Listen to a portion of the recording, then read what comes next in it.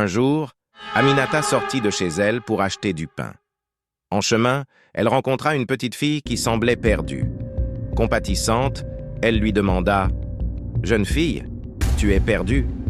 La petite lui répondit en silence, tendant un papier où figurait une adresse.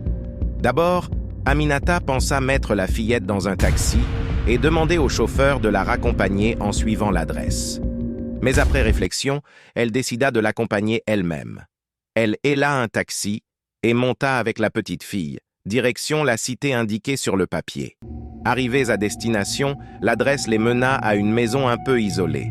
Aminata frappa à la porte, mais, étrangement, celle-ci s'ouvrit toute seule. À l'intérieur, une femme d'une 50aine d'années l'accueillit d'un sourire.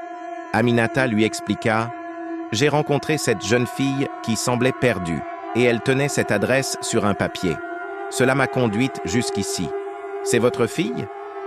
À cet instant précis, un frisson traversa Aminata. En regardant plus attentivement la femme, elle remarqua que ses pieds n'étaient pas humains, mais ressemblaient à des sabots. Paniquée, Aminata se retourna, mais la petite fille avait mystérieusement disparu. Sans attendre la réponse de la dame, Aminata, saisie par la peur, s'enfuit à toute vitesse. Elle monta dans le premier taxi qu'elle trouva, sans même négocier le prix, et se précipita vers la sécurité. Après s'être précipitée hors de la maison, Aminata, le cœur battant et l'esprit tourmenté, se retrouva seule dans le taxi, toujours sous le choc de ce qu'elle venait de voir.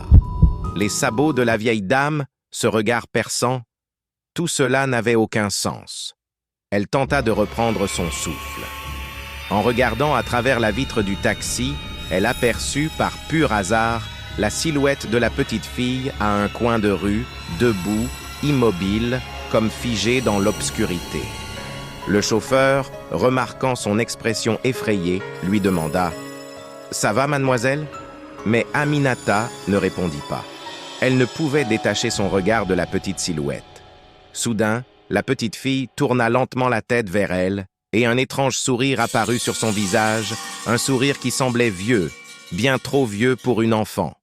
Aminata cria d'effroi et recula dans le taxi, mais à peine avait-elle cligné des yeux, la petite fille avait disparu, laissant derrière elle un silence inquiétant et un souvenir glaçant.